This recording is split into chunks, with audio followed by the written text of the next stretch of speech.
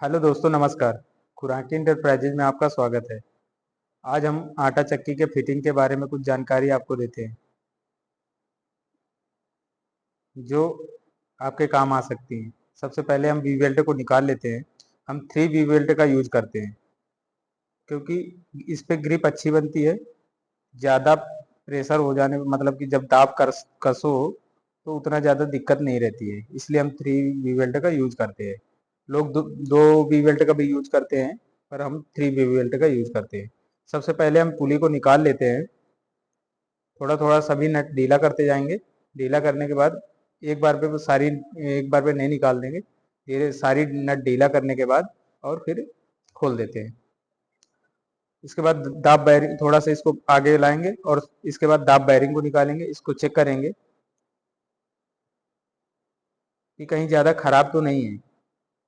खराब होने पर इसको जरूर चेंज कर दें, क्योंकि इसको चेंज ना करने से काफ़ी दिक्कतें आती है। हम खुला दाब बैरिंग यूज करते हैं क्योंकि इसमें हमें ज़्यादा ठीक रहता है लगता है और ज़्यादा दिक्कत आती नहीं। हमको लगभग 1 साल से ऊपर हो गया काम करते, 2 साल के लगभग हो गया। अभी केवल एक बार हम चेंज किए हैं।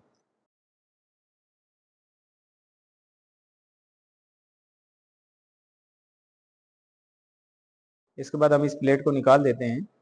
इस प्लेट में आप देखेंगे कि आटा बहुत ज़्यादा लगा हुआ है, और आटा लगने का कारण है कि बारिश इस टाइम बहुत ज़्यादा, बारिश का मौसम चल रहा है। अब बारिश होने की वजह से नमीदार गेहूँ बहुत ज़्यादा आता है, और नमी ज़्यादा होने की वजह से ये आटा ज़्यादा चिपकता है और चक्की बहुत ज़्यादा हीट होती है, जिस वजह से ये आटा जलता बहुत ज़्यादा है। नुकसान काफ़ी होता है। आप अगर आटा चक्की के कारीगर हैं या फिर चक्की वाले हैं तो आपको तो कुछ आइडिया होगा ही कि बहुत ज़्यादा आटा जलता है बारिश के महीने में। ये समझिए जा रहे बारिश के महीने में तो बचत बिल्कुल भी नहीं होती है। और इसके बाद ये पुली को निकाल देते हैं। पुली को निकालने के बाद धीरे से सॉफ्ट को पकड़ के फर्स्ट वाला पिलर निकाल देते हैं। आप देख रहे होंगे जो पत्थर 20 कुंटल के लगभग निकालता है, वो बारिश की वजह से नमीदार गेहूं आता है। इस वजह से उतना ज़्यादा प्रोडक्शन नहीं हो पाता है। इसको हम साफ कर लेते हैं। ये किसी काम का नहीं है कि वही कुत्ते उत्तों को खिलाने के काम आता है, ना जानवर भी नहीं खाता क्योंकि इस आटे को तो। और इसको निकालने के बाद हम जो दूसरा वाला पिलर है उसको निकाल देते हैं, क्योंकि आप देख रहे होंगे कितना ज़्यादा बिल्कुल खाँचे रह ही नहीं जाते हैं। और हम इसको बनाने के लिए लगभग, आप देख लीजिए, इसका स्क्रीनशॉट ले लीजिए। हम इस तरह से इसका बनावट करते हैं, बनाते हैं मतलब टाँगते हैं। और इसको साफ़ सफाई करने के बाद जिस तरह से हमने खोला था उस तरह से दोबारा से फिटिंग कर देते हैं। फिटिंग करने के बाद जो गाय भैंस को दाना खिलाया जाता है, यानी कि जो आटा खिलाते हैं, तो उसको पीसते हैं। वजह ये है कि जब भी नया पत्थर बनाया जाता है उसमें पत्थर आना रोठा टाइप में ज़्यादा आते हैं। अगर हम आटा खाने वाला पीस देंगे तो उसमें चांसेस ये रहता है कि पत्थर जाएगा जाएगा। कई लोगों से सुना है हमने कि पत्थर नहीं जाता है, हम एक बार में 5 किलो गेहूँ डालने के बाद बना देते हैं आटा। ऐसा नहीं कीजिए। लगभग 50 से 1 कुंटल पीसिए, इसके बाद आटा बनाइए।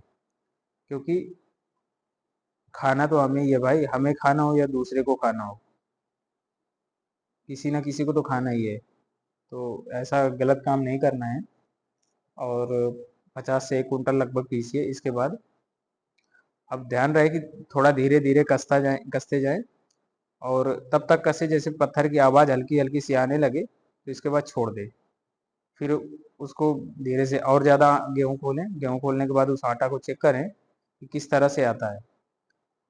शुरुआत में थोड़ा रोठा टाइप में आएगा, जैसे दलिया आता है। तो बस जैसे जैसे वो दलिया सा लगे उसको फिर और देखते जाओ सही से।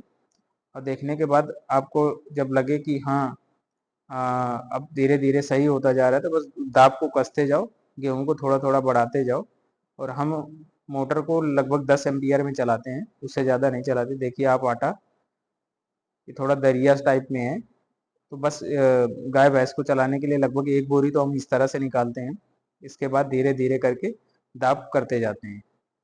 दाब कसते-कसते जैसे-जैसे आगे बढ़ते जाएँगे, बस हम थोड़ा-थोड़ा करते जाएँगे, कसते जाएँगे, बस इसके बाद हम आटा बना लेते हैं।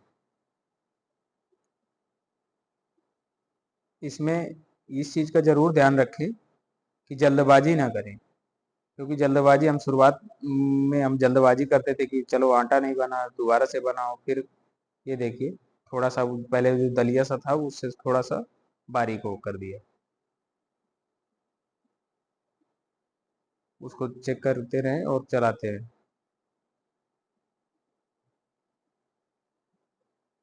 मेरा वीडियो देखने के लिए बहुत-बहुत धन्यवाद। अगर आपको किसी भी तरह की क्वेरी आती है या फिर आपको कोई भी क्वेश्चन रहते हैं, तो आप मुझे कमेंट कीजिए और मैं आपका जवाब दूँगा। Thank you so much. धन्यवाद।